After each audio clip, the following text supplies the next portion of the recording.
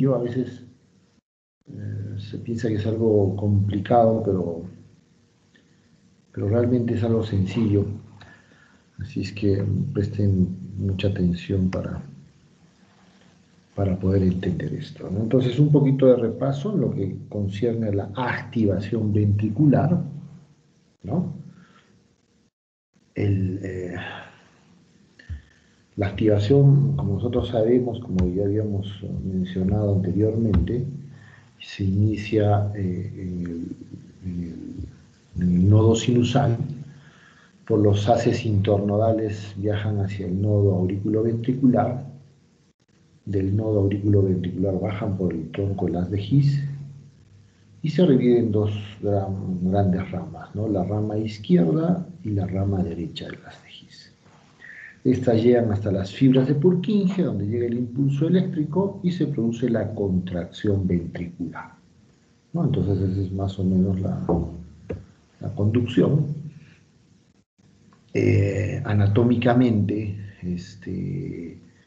la rama derecha del haz de His no se divide en ramas importantes, se considera una sola rama, un solo tronco, que es la rama derecha, pero la rama izquierda sí presenta divisiones importantes que son interesantes conocer, porque a través de esto vamos a interpretar algunos de los bloqueos o los hemibloqueos de los fascículos, ¿no?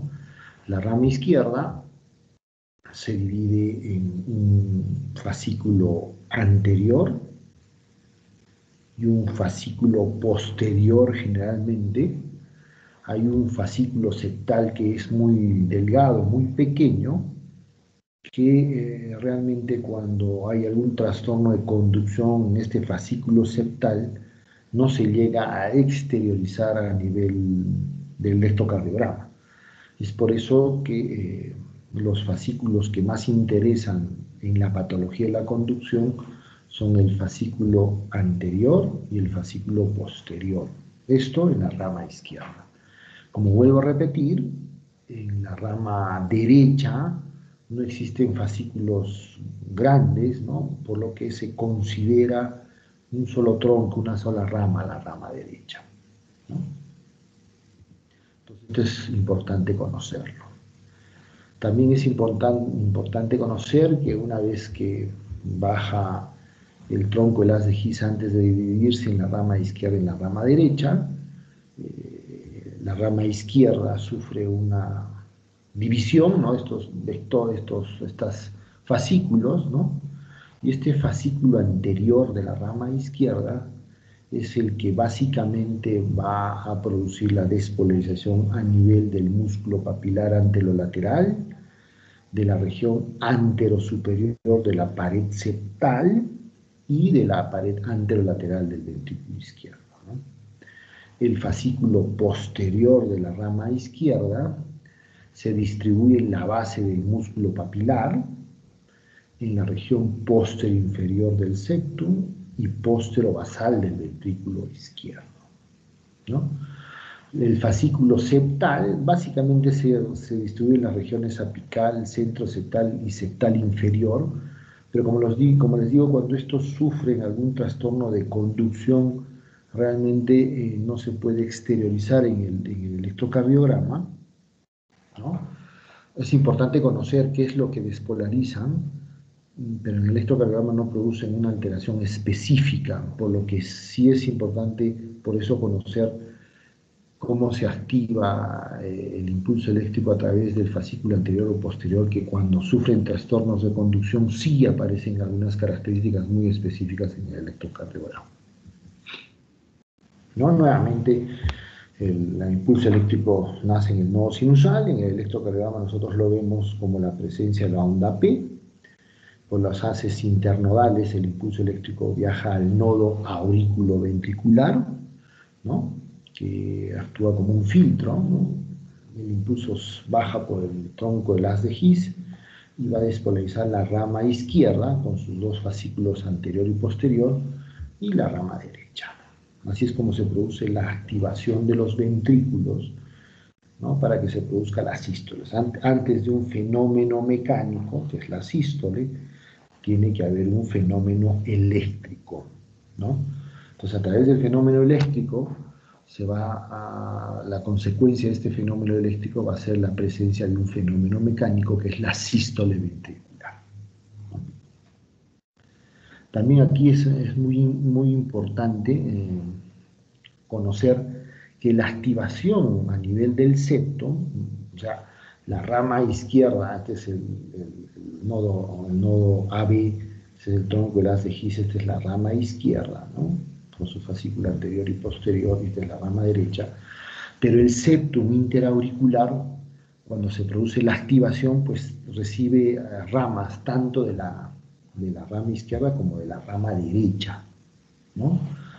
Entonces, al tener una doble activación el septum, ¿no? Es lo que se denomina la barrera eléctrica intraseptal, ¿no? La barrera eléctrica intraseptal, porque hay fascículos, ramas de la rama izquierda que van a activar el septum interventricular, y también hay ramas, fascículos pequeños de la rama derecha que también van a activar el septum interauricular. Entonces, por eso es que se denomina que se forma en realidad es una línea imaginaria, ¿no?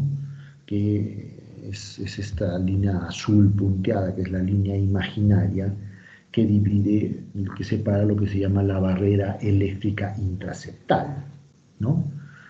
Esta barrera, o esta activación a nivel del septum lo produce la rama izquierda, va a producir la despolarización de 2/3 del septum interventricular, mientras que la rama derecha solo produce la activación de 1/3 del tabique, ¿no? Y esto es importante conocerlo, ¿no? Porque algunos de los fenómenos que se van a describir en el electrocardiograma son explicados por esta peculiaridad de la activación del septum interventricular, ¿no?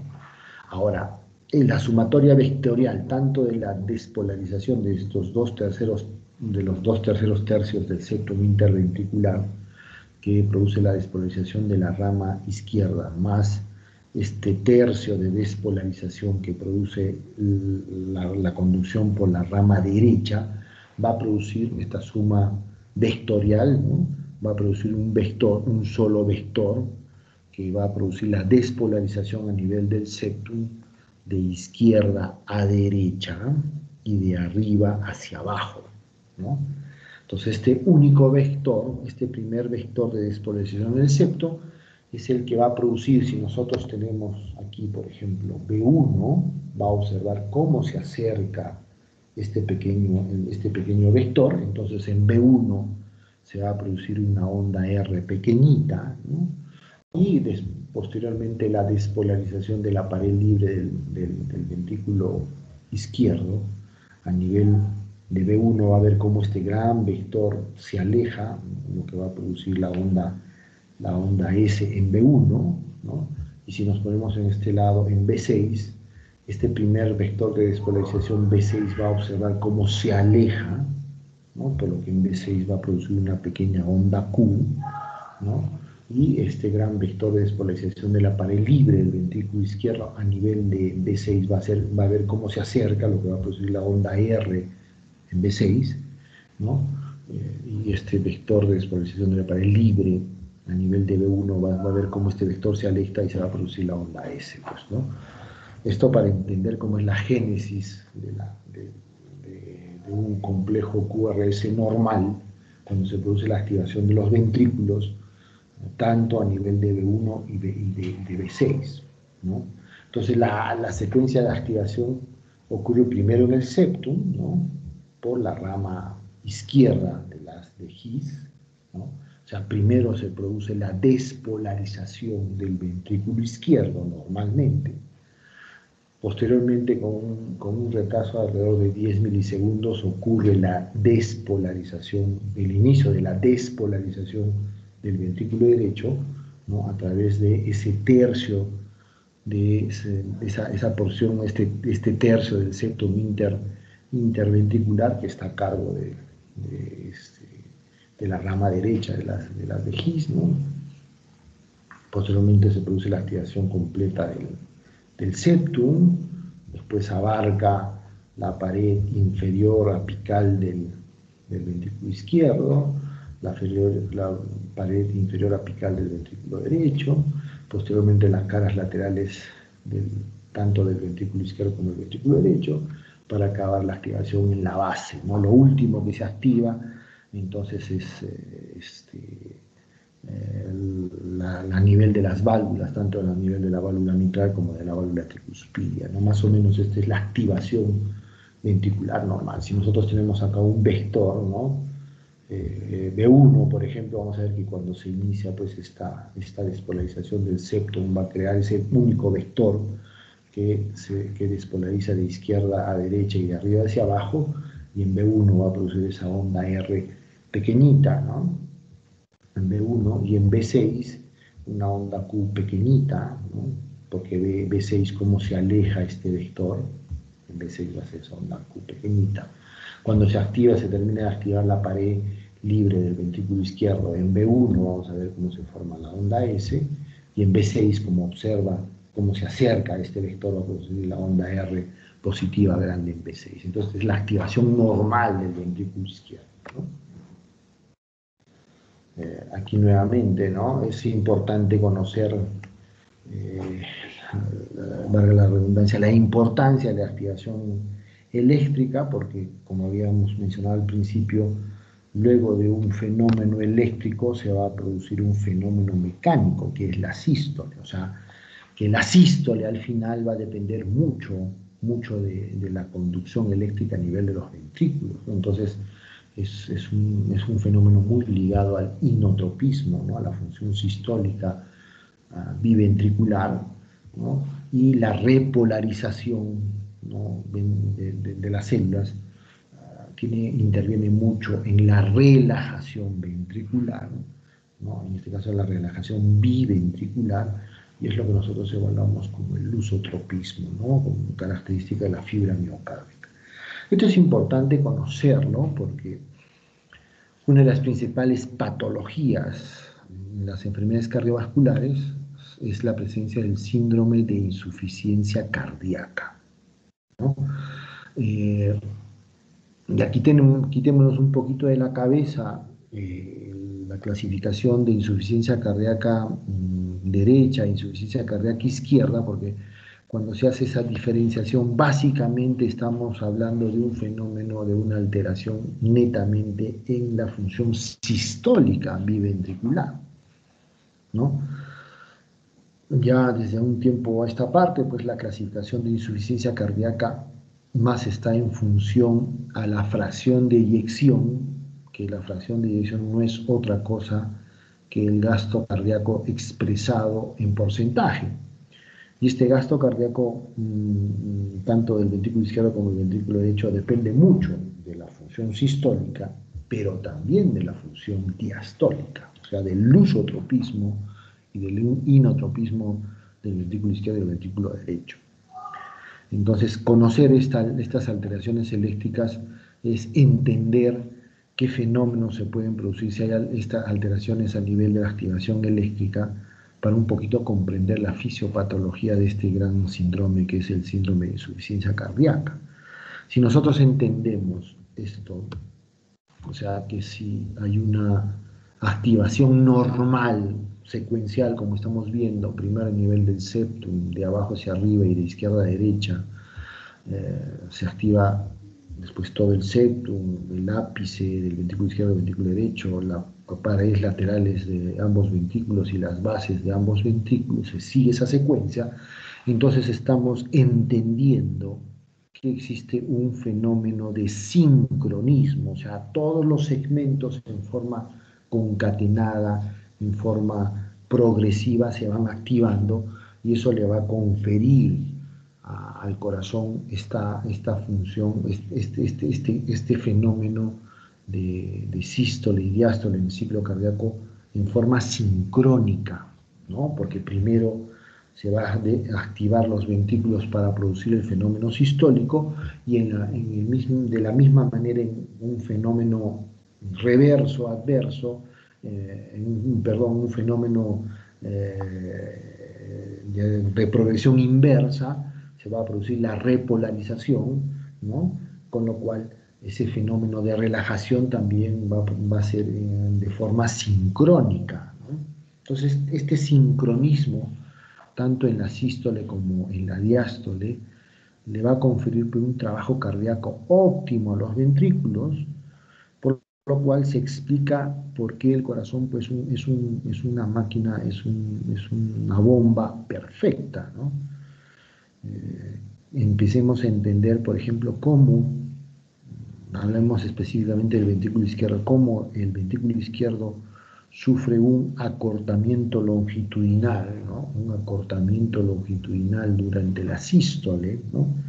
Recordemos que durante la sístole, pues, aquí se encuentra la válvula mitral, sufre un acortamiento del ventrículo izquierdo porque el plano valvular mitral se acerca hacia el ápex, ¿no? Como un acordeón, ¿no?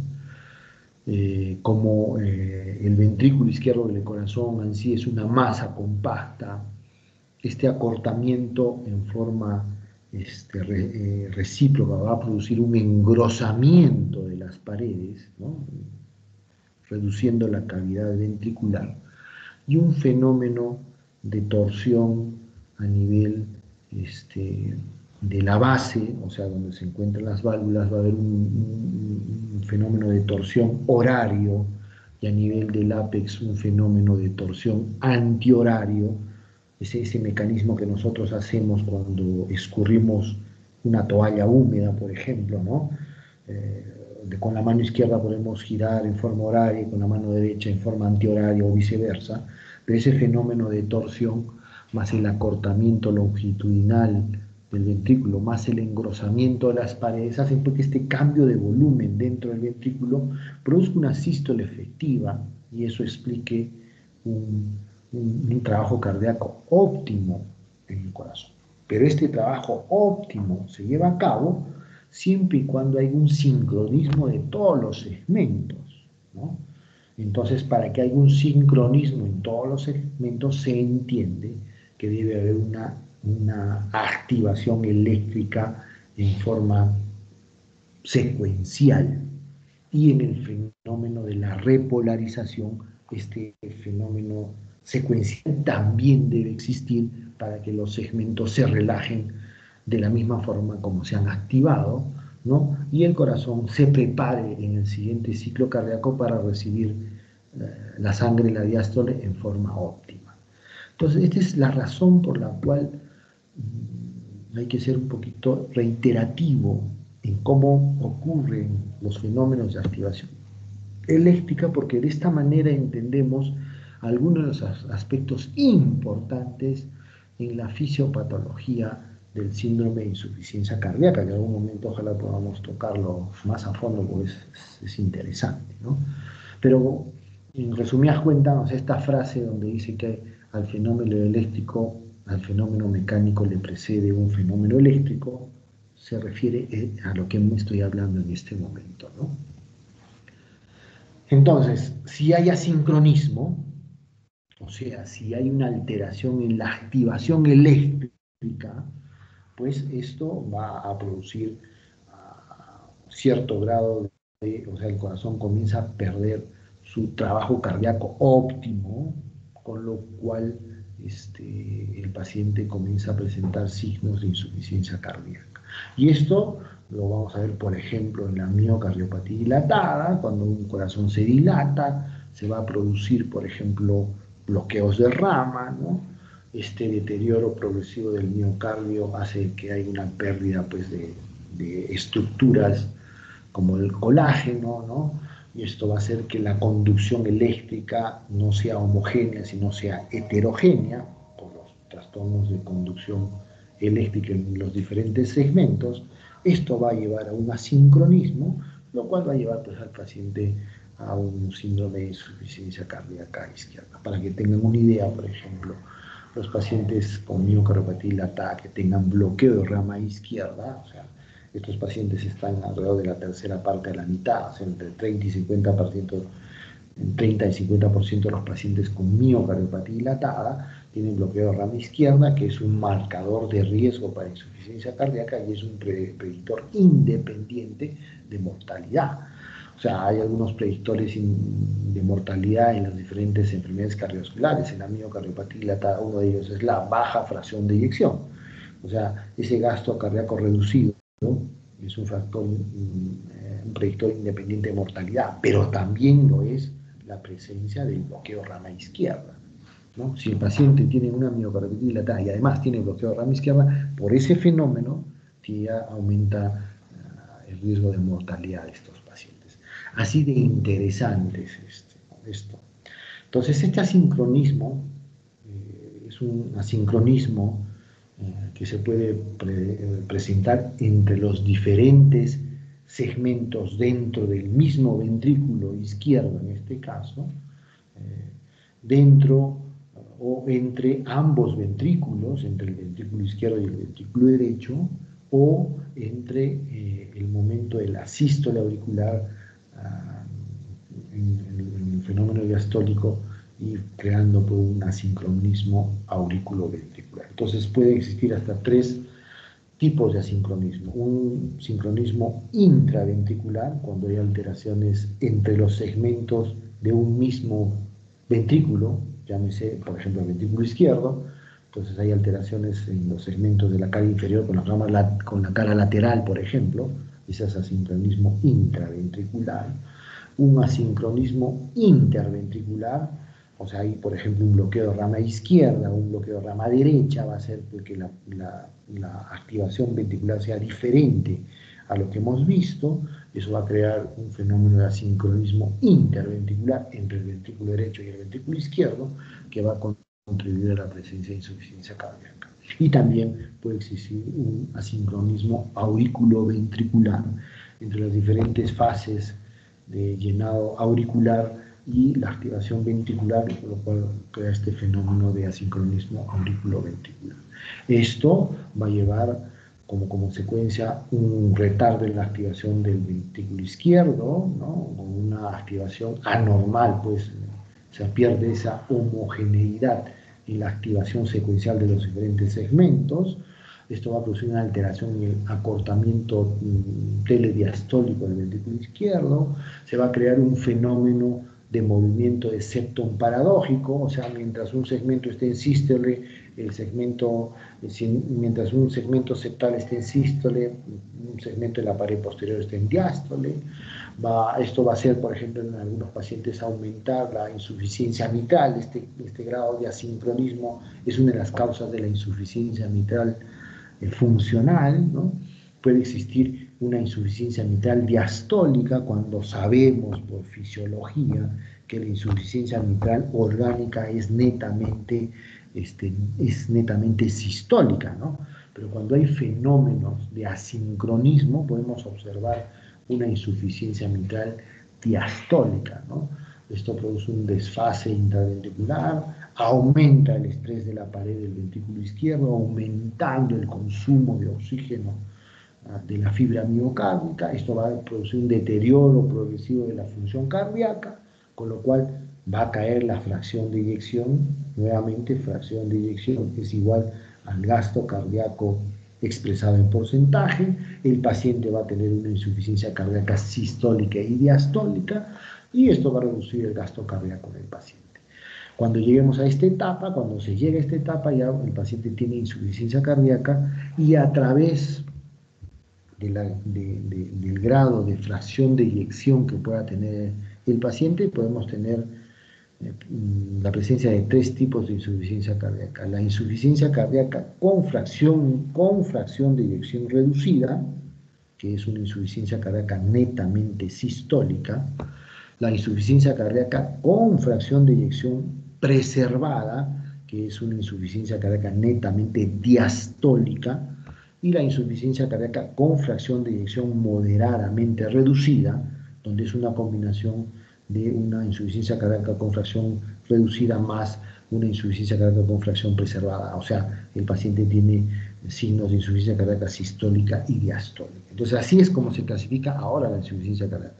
Insuficiencia cardíaca con fracción de eyección reducida, insuficiencia cardíaca con fracción de eyección preservada, insuficiencia cardíaca con fracción de eyección moderadamente reducida, ¿no? Todo esto se puede explicar desde el punto de vista netamente eléctrico, ¿no? Como hemos visto, ¿no? Entonces, cuando hay alguna alteración en los fenómenos de activación eléctrica a nivel ventricular, pues estamos viendo probablemente, cuando veamos esto en el electro, probablemente veamos a un paciente en las primeras estadios de la insuficiencia cardíaca, ¿no? Y es importante detectarlo para prevenirlo, ¿no? Entonces, ya entrando de lleno, luego de esta introducción, pues pasamos a la patología. ¿Qué sucede pues cuando hay una alteración en la conducción eléctrica de las ramas principales, tanto de la rama derecha como de la rama izquierda? Hablemos de la rama derecha, ¿no? Habíamos visto que la activación eléctrica ocurre primero en los dos tercios del septum interventricular, ¿no? Por la rama izquierda, y el tercio restante del septum interventricular es activado por la rama derecha. Pero ¿qué sucede si hay un bloqueo en la rama derecha? Hay un bloqueo aquí, o sea, el impulso eléctrico solo va a bajar por la rama izquierda, y esto va a hacer pues que la activación, como habíamos visto que la activación del ventrículo izquierdo con el ventrículo derecho tiene una diferencia de 20 milisegundos, como ahora solo la activación se va a producir por esta rama, la rama izquierda que está indemne, entonces la activación del ventrículo izquierdo con el ventrículo derecho va a ser más de 20 milisegundos, ¿no? Entonces se va a producir la activación del septum interventricular a través de la rama izquierda que está normal, ¿no? Es el primer vector que se va a producir, ¿no? Entonces en B1 se va a producir un vector positivo, ¿no? Y si nos paramos en B6, este primer vector que se aleja va a producir una pequeña onda Q. Como se va a activar primero el ventrículo izquierdo, va a continuar la activación de la pared libre del ventrículo izquierdo, ¿no? Esto va a crear un segundo vector, que es de la pared libre del ventrículo izquierdo, que si vemos en B6, como se acerca, va a haber una onda R alta en B6, pero en B1 vemos cómo este vector se aleja de B1, entonces se va a producir una onda S en B1, ¿no? Y se va a producir un fenómeno, ¿no? Muy típico de esto, que es el salto eléctrico, la presencia de una onda de salto eléctrico, porque va a saltar esta barrera imaginaria que habíamos hablado, que era la barrera eléctrica septal, ¿no? Va a saltar esta barrera porque se tiene que activar sí o sí, pues el ventrículo izquierdo se va a activar, perdón, el ventrículo derecho se va a activar con cierta demora porque primero se ha activado netamente el ventrículo izquierdo producto del bloqueo de la rama derecha. Entonces aquí el tercer vector que se va a formar es este vector que va a saltar esta barrera eléctrica a nivel del septum interventricular. Este tercer vector, ¿no? Va a ver cómo en B1 este tercer vector ve que se acerca, por eso se forma una R,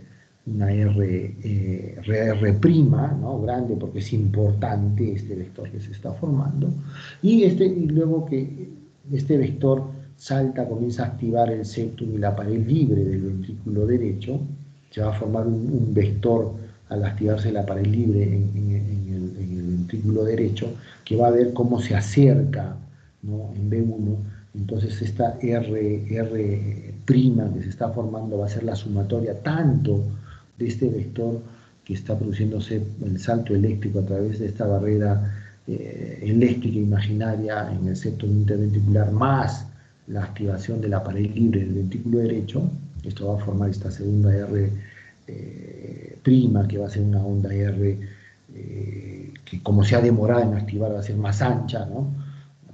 Va a ser más ancha y va a formar esta imagen típica en B1, ¿no? la típica RSR, ¿no?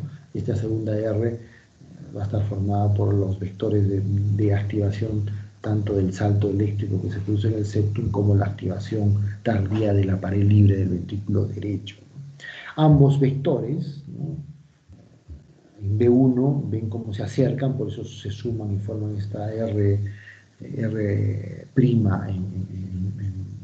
B1, pero ambos vectores, si nosotros nos paramos en B6, ambos vectores se están alejando de B6. Es por eso que se forma una onda S ancha, empastada, ¿no?, producto de esta activación tardía que ocurre por esta onda del salto eléctrico que se produce en el septum interventricular y la posterior despolarización de la pared libre del ventrículo derecho. Entonces en B1 vamos a ver RSR, en la presencia de un QRS ancho, ¿no?, y a nivel de B6 vamos a ver una Q pequeñita, una R alta y una S ancha, ¿no?, producto de la despolarización de los vectores 3 y 4, producto del bloqueo de la rama derecha, ¿no?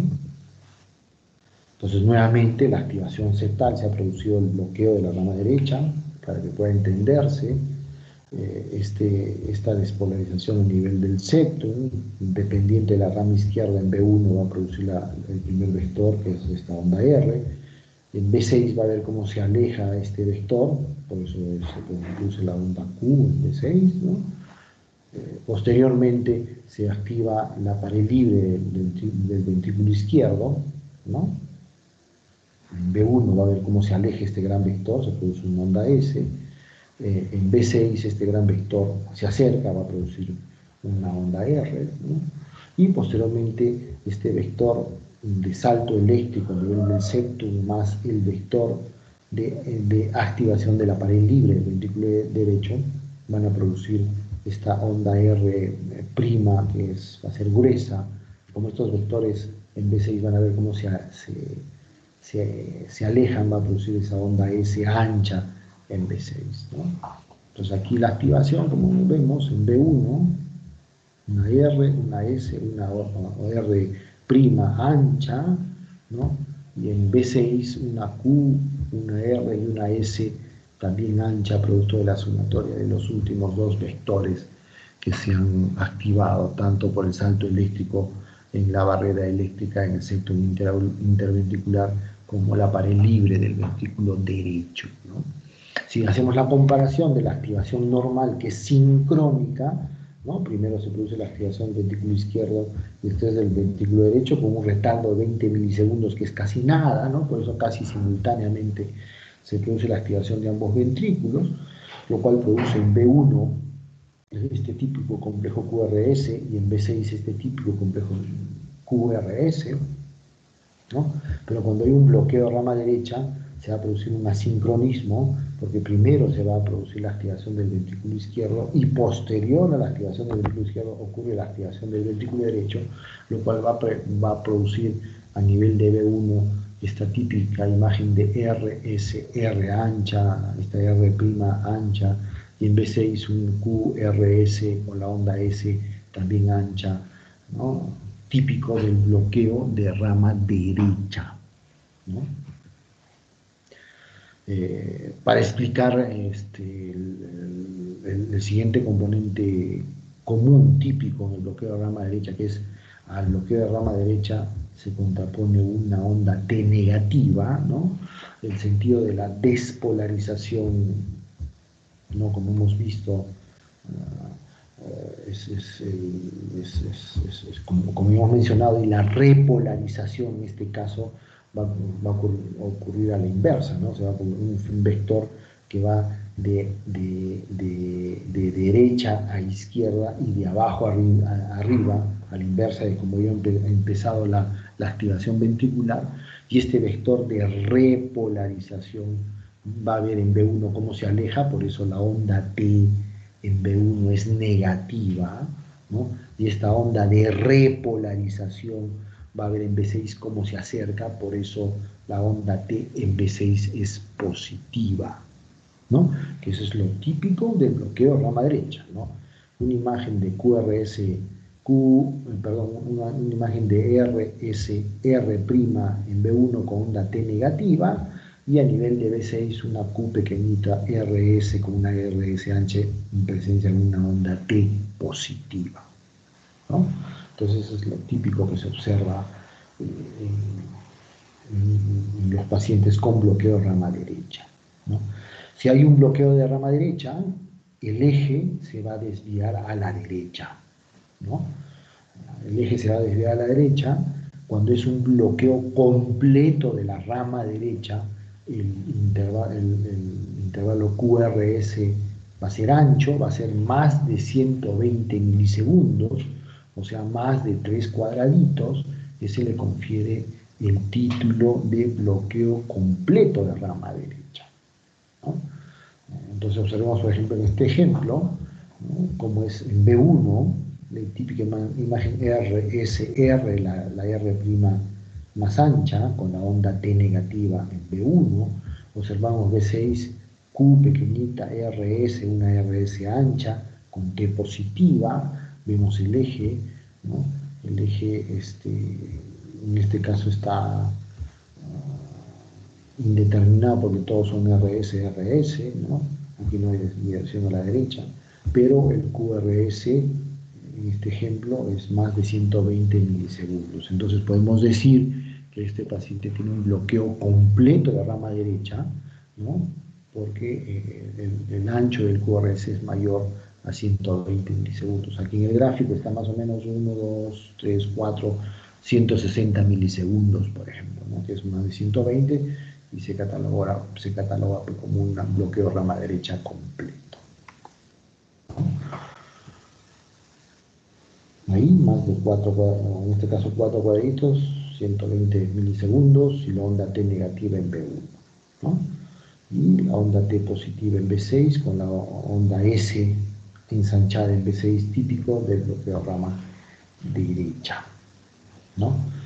Cuando en algunos casos el bloqueo de la rama derecha es incompleto. ¿Qué quiere decir que es incompleto? O sea, que se produce el paso del impulso eléctrico por la rama derecha, pero muy retrasado, ¿no?, en relación a lo normal, a diferencia del bloqueo completo, donde no pasa el impulso eléctrico por la rama derecha. Toda la activación del ventrículo derecho es a expensas de la rama izquierda del ventrículo, de la rama izquierda del haz de His, ¿no? Pero en el bloqueo incompleto hay el pasaje del impulso eléctrico por la rama derecha está retardado simplemente, pero pasa, ¿no? Y la activación, o sea, la diferencia va a ser que el QRS, el ancho del QRS en B1 va a ser inferior a 120 milisegundos, pero superior a los 100 milisegundos normales que estipula, pues, el ancho de un QRS, ¿no? Lo normal en un QRS es hasta 100 milisegundos. Pasados los 100 milisegundos ya se habla, pues, de retardo en la conducción, y cuando este ensanchamiento del QRS en B1 es mayor a 100 milisegundos pero inferior a 120 milisegundos, estamos hablando de un bloqueo incompleto de la rama derecha del haz de His, ¿no? Entonces aquí algunas características: la activación septal izquierda inicial no se modifica, la activación ventricular izquierda no se modifica. ¿Hay asincronismo? Pues sí, hay un retraso en la activación del ventrículo derecho, entonces hay asincronismo y retraso de la activación del ventrículo derecho. La diferencia radica en el hecho de que la rama derecha no está completamente bloqueada y solo se produce un retraso en la conducción, lo que va a producir un asincronismo ventricular, pero es menos acentuado comparado con un bloqueo completo. El retraso ventricular derecho es menos intenso, por eso el QRS no es tan ancho, es inferior a 120 milisegundos, pero mayor a 100 milisegundos, ¿no? La segunda posibilidad tardía en B1, o sea, esta R' es menos amplia, y a nivel de la onda S en B6 también, esta onda S en B6 tampoco no es tan ancha, ¿no? Pero lo más importante aquí, el que hace el diagnóstico de un bloqueo incompleto de rama derecha, es la presencia de un QRS inferior a los 120 milisegundos, pero mayor a los 100 milisegundos, ¿no? Entonces, para recordar, un bloqueo, una conducción normal, el típico RS en B1 y en B6 QRS, con ambas ondas T positivas en un paciente normal, en un paciente que tiene un bloqueo completo de la rama derecha. En B1 vamos a ver una RSR' que es ancha, con una onda T negativa, y en B6 vamos a ver un QRS, una onda S más ancha, ¿no? Con una onda T positiva en B6. Cuando el bloqueo es incompleto, el ancho del QRS en B1 es inferior a los 120 milisegundos, ¿no? Pero superior a los 100 milisegundos. También puede existir una onda T negativa, ¿no? En los pacientes que tienen un bloqueo incompleto. También existe asincronismo en otros ventrículos, pero es menos intenso que en el bloqueo completo de la rama derecha, ¿no? Por ejemplo, este paciente.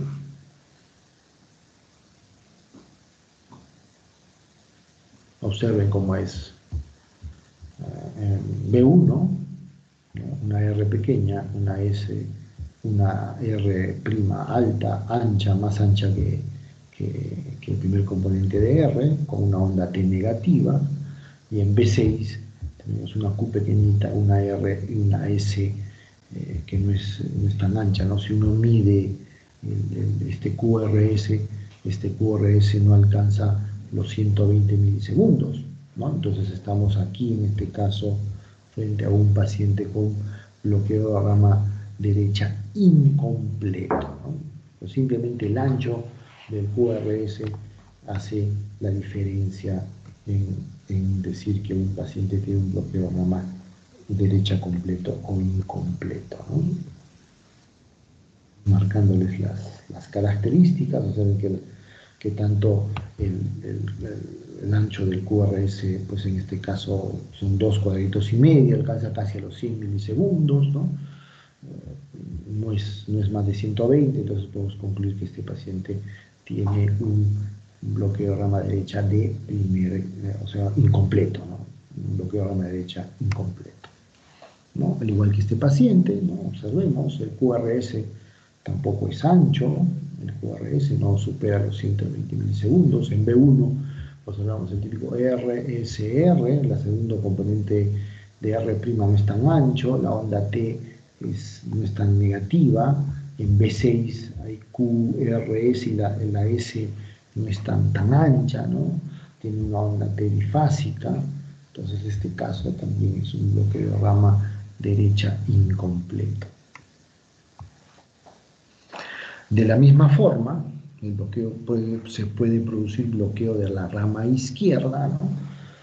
La peculiaridad de la rama izquierda, como habíamos visto, básicamente tiene 3 fascículos, pero los que causan alteraciones específicas en el electrocardiograma son la rama anterior y la rama posterior de la rama izquierda, ¿no?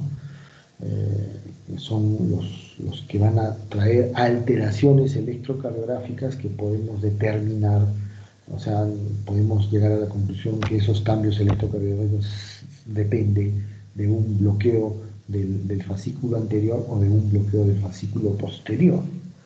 El fascículo intermedio que despolariza el septum, como les había manifestado al principio, cuando tienen bloqueos a este nivel, no muestran características eléctricas en el electrocardiograma relevantes como para poder concluir que el bloqueo es a este nivel.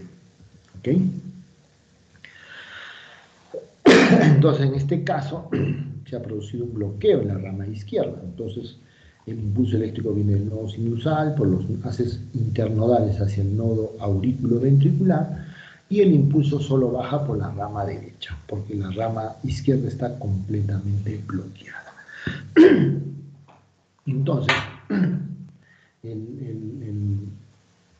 el primer que se llama, el primer vector de despolarización, en este caso, ¿no?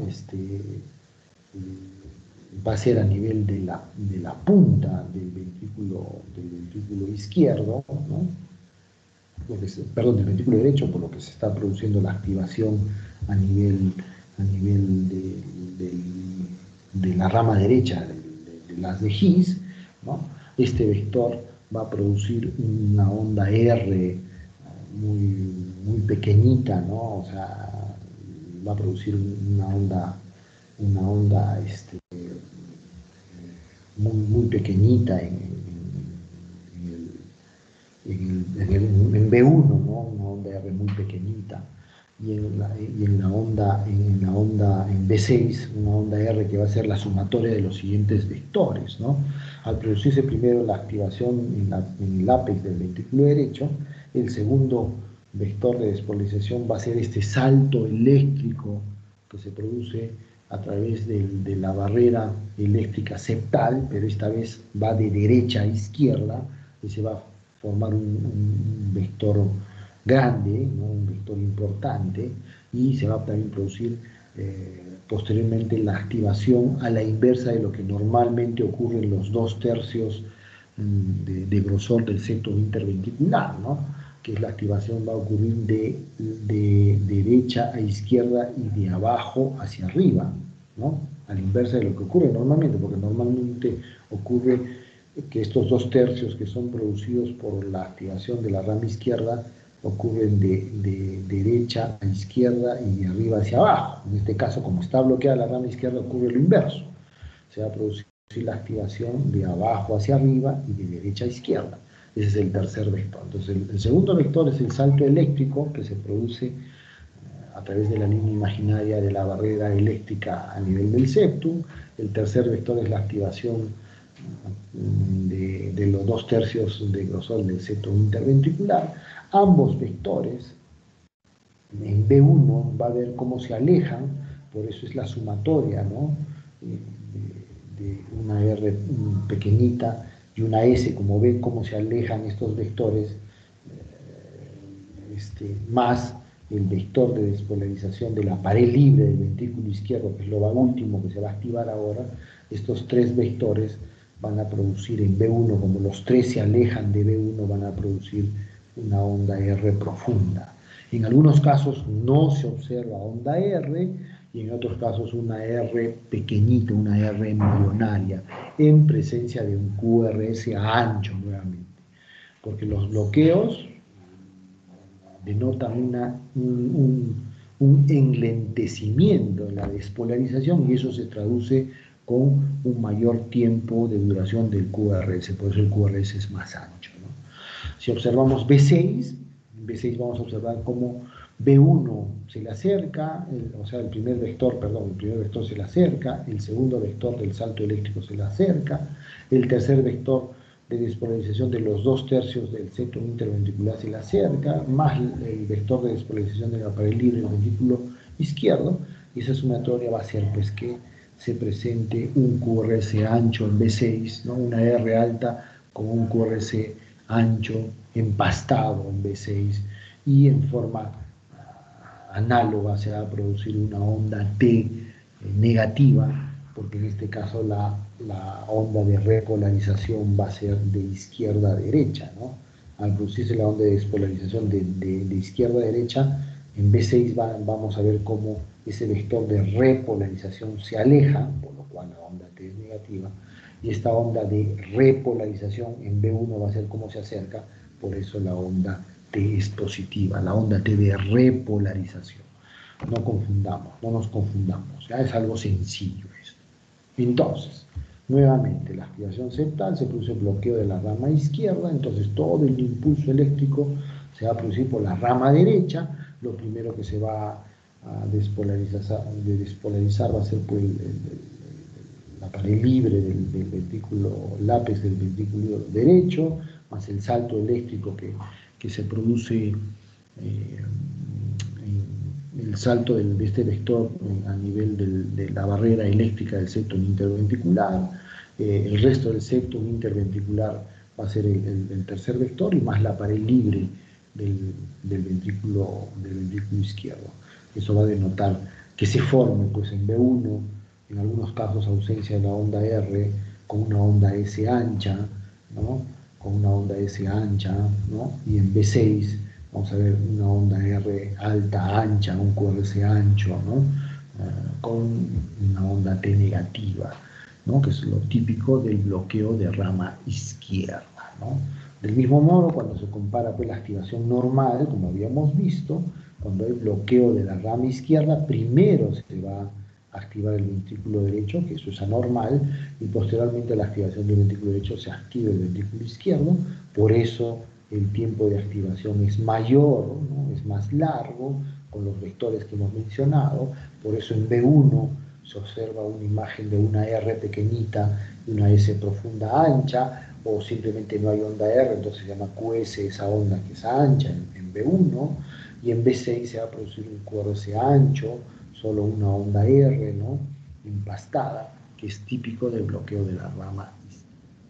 Del mismo modo se va a producir asincronismo, aquí el asincronismo es mayor, cuando hay bloqueo de la rama izquierda es mayor el asincronismo, por eso está asociado más estos pacientes a riesgo de insuficiencia cardíaca porque el asincronismo intraventricular e interventricular es muy marcado, ¿no? Y las características típicas del paciente pues, que tiene bloqueo de rama izquierda es que el eje se desvía a la izquierda, ¿no? En B1 podemos ver una R embrionaria o ausencia de onda R con una onda S profunda ancha, con una onda T positiva, y en B6 vamos a ver una onda R alta, empastada, con QRS ancho en presencia de una onda T negativa, producto de la despolarización anormal inversa que se produce en estos pacientes cuando tienen bloqueo de rama izquierda. Según observamos, en este caso no hay onda R, el QRS es ancho, más de 120 milisegundos, en B6 tenemos el empastamiento de la onda R, es un QRS ancho y la onda T es negativa, ¿no? Entonces, de la misma manera, existen el bloqueo incompleto de la rama izquierda, ¿no? Donde la activación retardada del ventrículo izquierdo no supera los 120 milisegundos, entonces ahí estamos frente a un bloqueo incompleto. Y podemos observar, por ejemplo, que cuando es completo, pues el QRS es mayor a 120 milisegundos. Es incompleto cuando la activación pues está entre 100 y 120 milisegundos, ¿no? Para hablar de un bloqueo incompleto de rama izquierda, ¿no? Cuando lo normal sabemos que el QRS pues está entre 80 y 100 milisegundos, ¿no? Entonces, hablamos en este caso de la presencia de bloqueo de rama izquierda, cuando cumplen los criterios más un QRS por encima de 120 milisegundos, o un bloqueo incompleto cuando cumplen los criterios, pero el QRS no supera los 120 milisegundos, está entre 100 y 120 milisegundos, ¿no? Aquí en el ejemplo, por ejemplo, el paciente el eje está a la izquierda, el paciente con ritmo sinusal, observamos en B1 sí tiene una R embrionaria con una onda S profunda, en presencia de un QRS ancho, la onda T es positiva en B1, vamos a B6, observamos un QRS ancho en B6, la onda R tiene un empastamiento, ¿no? Es ancha y tiene un empastamiento, y la onda T es negativa. Entonces, típico de un bloqueo completo de rama izquierda en este paciente, ¿no? Observamos las características, la onda R, el QRS ancho, en este caso son 3 cuadraditos, ¿no? Un poco más de 3 cuadraditos incluso, más de 120 milisegundos. En B6 la onda R está empastada, ¿no? Y el QRS es ancho y la onda T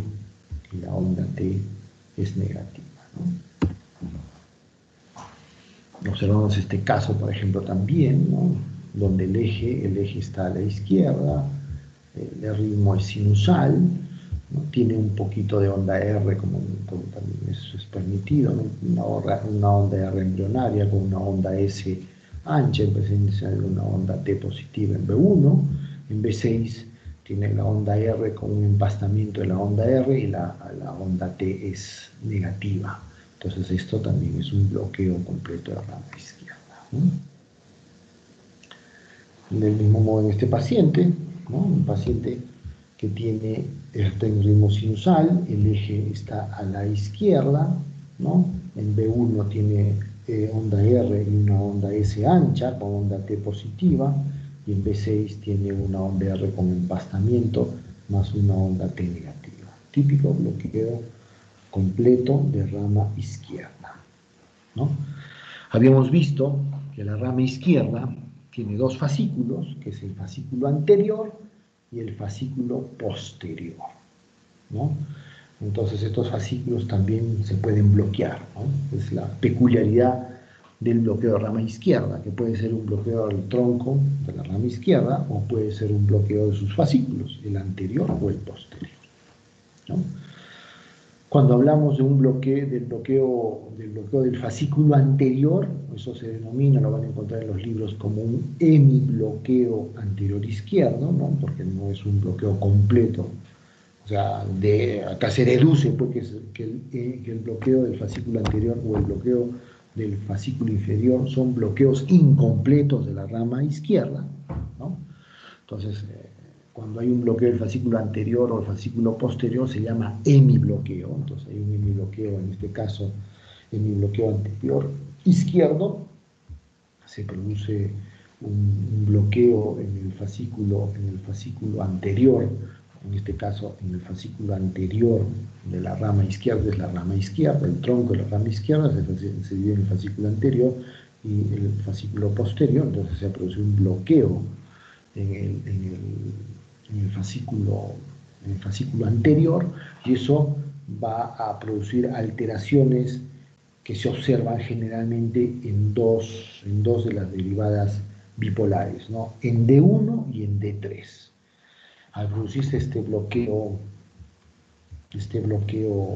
del fascículo anterior, entonces la activación se produce a través del fascículo posterior. Entonces D1 observa que el fascículo posterior se aleja, entonces vamos a ver una onda S, la presencia de una onda S importante en D1, y en D3 vamos a observar cómo la activación del fascículo posterior va a ver cómo se acerca este vector de despolarización. Entonces en D3 vamos a ver la presencia de una onda R positiva, ¿no? Y posteriormente se produce la activación del resto de la pared anterior del ventrículo izquierdo en forma retardada, ¿no? Porque el fascículo anterior estaba bloqueado, y al producirse esta activación del resto de la pared, vamos a ver cómo en D1 este vector está observándose cómo se aleja, perdón, en D3 estamos observando cómo se aleja, y entonces vamos a ver que se produce una onda S profunda, y más o menos en D1 vamos a observar cómo se acerca el resto del vector que comienza a activar la zona bloqueada, lo que va a producir una onda R en D1.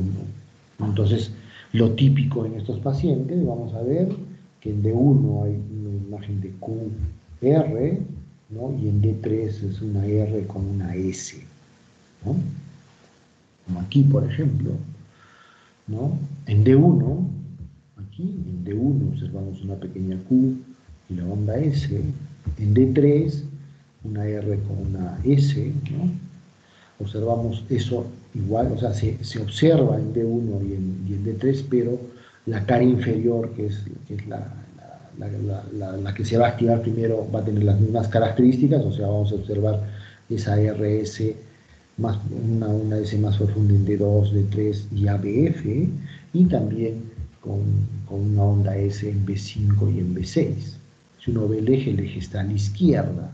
Entonces, la primera pregunta que uno se debe hacer cuando un paciente está analizando el electro y analiza el eje, y el eje está en la izquierda y el QRS es angosto, como en este caso, entonces no sé por qué el eje está a la izquierda. Probablemente ese paciente tenga un hemibloqueo anterior izquierdo, ¿no? Entonces uno busca las características de uno, la onda Q, en D3 la RS, vemos S en D2, D3, en B5, B6 con el eje a la izquierda. Este paciente tiene un hemibloqueo anterior izquierdo. Ahí está la Q en D1, la R alta en D1, en D3 observamos la onda R embrionaria, ¿no? Con la onda S profunda, tanto en D3 como en ABF, como ya hemos manifestado. En este paciente igual, uno observa, es un paciente que está en ritmo sinusal, hay una onda P, ¿no? Hay una onda Q en D1 con una onda R alta, en D3 observamos una onda R con una onda S profunda, observamos el mismo patrón en D2, D3 ABF, ¿no? Lo mismo observamos la onda S en B5, B6, el eje está a la izquierda, entonces este paciente en presencia de un QRS angosto, estamos frente a un paciente que tiene un hemibloqueo anterior izquierdo. Seguimos viendo el electro, por ejemplo, y observamos que en B1 tiene imagen de RSR, ¿no? Con onda T negativa. Entonces tiene una imagen también de bloqueo de rama derecha incompleto, más un hemibloqueo anterior izquierdo este paciente. Entonces este paciente tiene un bloqueo bifascicular de dos fascículos, ¿no? Tanto de la rama derecha más del fascículo anterior de la rama izquierda. A su cama. A ver, apaguen un ratito el micrófono. Hay una fuga por ahí. De la misma forma, puede existir el bloqueo del fascículo posterior. Nuevamente quiero ser reiterativo en esto. Si es un bloqueo de los fascículos, es un bloqueo incompleto de la rama izquierda, por eso se llama, cuando hay bloqueo, en este caso del fascículo posterior, hemibloqueo posterior izquierdo, ¿no? Del mismo modo, el fascículo posterior está bloqueado, entonces la activación ocurre por la rama izquierda, primero por el fascículo anterior, ¿no? Entonces este paciente en D1 vamos a observar que este fascículo se acerca a D1, pues vamos a ver una onda R en D1, y si vemos en D3 vemos como la activación del fascículo anterior se aleja, por lo que se ve una onda Q en D3. Posteriormente se activa la parte del fascículo posterior que está bloqueado, es la que se continúa en la activación, ¿no? Y al ocurrir este vector en D1, vamos a ver cómo este vector se aleja, por eso se produce una onda S en D1, y en D3 vamos a observar cómo este vector se acerca, por eso se produce una onda R, ¿no? Más o menos a la inversa de lo que ocurre en el fascículo anterior. Entonces en D1 vamos a observar una onda R pequeñita con una onda S, en D3 una pequeña onda Q con una onda R, el eje se desvía a la derecha cuando hay hemibloqueo anterior izquierdo, el eje está a la izquierda, y cuando hay hemibloqueo posterior izquierdo, el eje se desvía a la derecha, ¿no? Por eso el eje acá está a la derecha, ¿no? En este paciente que tiene un hemibloqueo posterior izquierdo, ¿no? Entonces, en el hemibloqueo anterior izquierdo vamos a observar un aspecto de QR en D1 y RS en D3, y el eje está a la izquierda. Cuando observamos un hemibloqueo posterior izquierdo, vamos a encontrar a la inversa, o sea, el QRS en D1 va a ser una imagen de RS y de QR en D3, pero el eje se encuentra a la derecha. Eso es importante, es la diferenciación, ¿no? Cuando observemos un electro y veamos que un electro tiene el eje a la derecha y no tiene bloqueo de rama derecha, entonces hay que buscar los criterios para ver si el paciente tiene un hemibloqueo posterior izquierdo. ¿Alguna pregunta, chicos?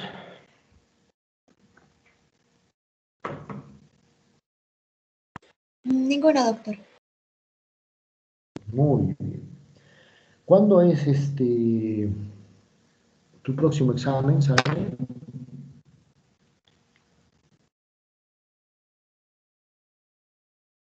Doctor, todavía no hay fechas exactas para el próximo examen.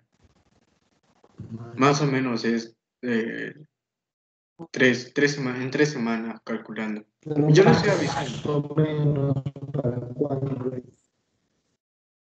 um, 3 semanas, o sea, 28 de mayo se para el pasa, 11, el para la 4 de semana del junio, la 11. segunda, la tercera clase, o sea, entre el 11 y el 18, ¿no? Entre el 11 y el 18, ¿no? Sí. Ya me avisas tú entonces con tiempo, ¿ya? Sí, yo le apenas manden el error y las fechas y la hora yo le escribo, doctor, para el examen. Perfecto. Entonces, si no hay preguntas, entonces nos vemos el 28, el viernes 28, a las 8 de la noche, ¿ok?